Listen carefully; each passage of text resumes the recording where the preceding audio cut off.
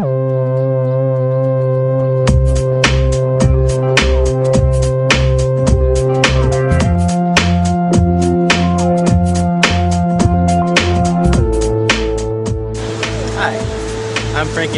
Gibbon Slacklines, here to teach you how to ride your Gibbon slackline. After we've taken the time to set up our slackline to our preferred height, length, and tension, we're going to want to start working our way onto the line itself. In order to do this, I'm going to walk you through step by step how to get up onto your line and start walking. So the first step is we're going to be straddled the line here. After we've done this, we're going to bring our dominant foot up onto the line. In my case, I bring up my right foot and I set it in line on the line. That means it is straight down the line, not cross line. This is the way that we're going to balance on the line.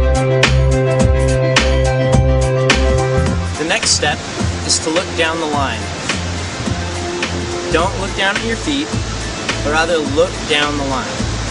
We're going to pick a focal point somewhere down there, and that's going to be where we fix our gaze the entire time that we're on the line. It's going to help us stabilize ourselves, give us a steady point. If you try looking down at the line or down at your feet, it's going to be wobbling all around on you. It's going to get out of control and you're just going to pop right off. The next step is to relax. Let this foot that's on the line come up to a nice steady position. If you push down on it, it's going to start shaking uncontrollably.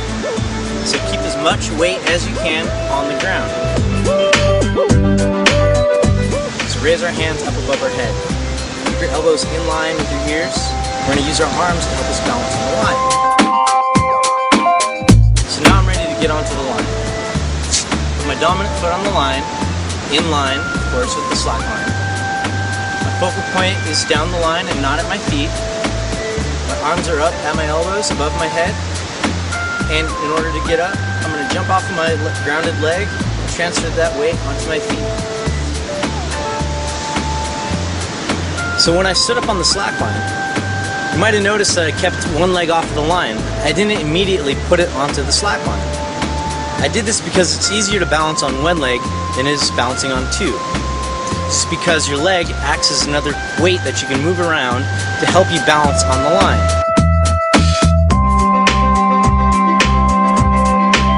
Now, learning how to walk on the slack line is entirely different from learning how to balance on the slack line. The first thing you want to do is learn how to balance on that line. And you can do this by just starting out and standing up and balancing on one leg. Balance on one leg, count to 10, count to 3, count to 100. Just balance on that one leg. When you reach that number, switch your feet and balance on the other leg. Do the same thing, repeat it again and again and again. This will get you balancing on either leg in practice. And then as you start getting that balance down on either leg, shorten the time up, and next thing you know, you're going to be walking down that line. You don't ever want to rush across the slack line. When you try to run across the slack line, you might get a couple more steps in than just trying to move across it slowly. But when you run across it, that's where injuries can start happening. If your line's a little bit higher, you can catch your foot, fall off, take a nasty spill. You don't want that happening. And plus, you're mainly just falling and catching yourself with each step. You're not really balancing or walking for that matter. It doesn't really help you to run down the line. So take your time, one foot in front of the other, and practice. So one thing people do when they get on the slack line for the first time is they put their arms straight out to the sides and try to balance by tipping it up and down. Doesn't really help you that much. What helps you balance on a slack line is having your arms up in the air and moving them from one side of the line to the other. Using your whole body, tipping it to one side of the line to the other side, shifting a leg, balancing your body in different positions, shifting your weight to one side of the line or the other. When people put their arms out to the sides, they're thinking tightrope walking, where they see a long pole going up and down. What's happening with the tightrope walkers, they have this long pole, but they're shifting it from side to side. The tipping doesn't really do all too much.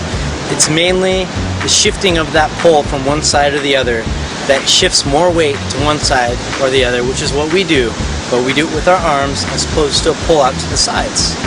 So when you get up on the line, remember to put your arms up and use your body to help stay on that line.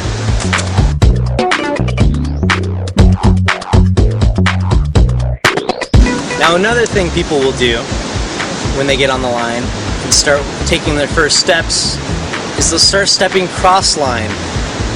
A lot of surfers, skaters, a lot of board sport people will turn their body sideways and try to balance sideways on the line.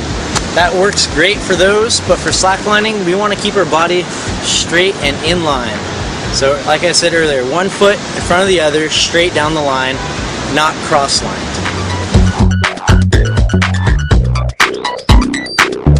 Another question is, why is my leg shaking uncontrollably? The simple answer is, the muscles in your leg have never had to deal with this before. You have tension from the slackline shooting up into your leg muscles. Your leg muscles are trying to control that, but because they've never dealt with this before, they're not strong enough and they have no idea how to deal with it. This is just something that happens, and as you do it more and more, it'll go away. Eventually your leg will get strong enough to the point where you can start pushing down on that line with your entire body weight. What kind of footwear do you use? Do you go barefoot? Do you wear shoes? What kind of shoes? Simple answer, straightforward, is go barefoot. Going barefoot is the most basic way to learn how to slackline. You'll feel the line the best on your feet. You'll know the placement, you'll feel the placement of your foot on the line. And that's what you want to go for. As far as shoes go, having shoes is going to be harder. But if you do choose to wear shoes, I personally wear shoes because I do a lot of jumps and a little bit more advanced tricks that if I were to do it barefoot, it might start wearing down on my feet. So having that shoe provides protection for my feet. As far as what type of shoe, I usually go with the flat, thin-soled type of shoe. 510, Vibram, they all make great thin-soled shoes that are excellent for slacklining. Slacklining takes time, patience, and practice. These are the secrets to slacklining. There's no magic trick that you can, pinch your nose or do something that'll magically help you stay balanced on the line and walk down it. If you're a snowboarder, skier, it doesn't matter what sport you do, surfboarder, you think you have great balance, your balance has never been challenged in the way it's going to be on the slackline. So don't get frustrated if you don't get this right away. Like I said, it just takes practice and patience.